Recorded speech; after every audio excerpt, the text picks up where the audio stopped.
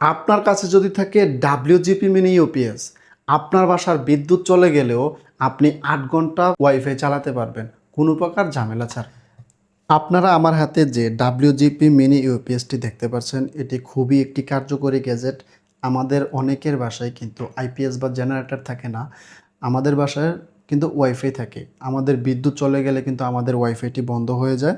আপনার কাছে যদি থাকে ডাব্লিউজিপি মিনি ইউপিএস এই গ্যাজেটটি, তাহলে কিন্তু আপনি অনায়াসে আপনার ৮ ঘন্টা ব্যাকআপ পেয়ে যাবেন এই ডাব্লিউজিপি মিনি ইউপিএসটির মাধ্যমে।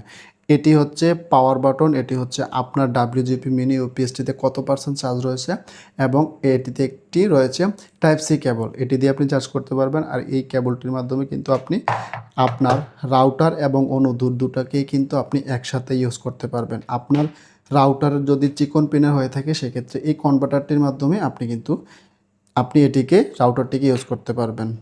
এই যে ওপরে দেখতে পাচ্ছেন, এটি হচ্ছে পাওয়ার বাটন, আর এটি হচ্ছে আপনার এই গ্যাজেটটিতে বা এই ডিভাইসটিতে কত পার্সেন্ট চার্জ রয়েছে সেটি দেখতে পাবেন।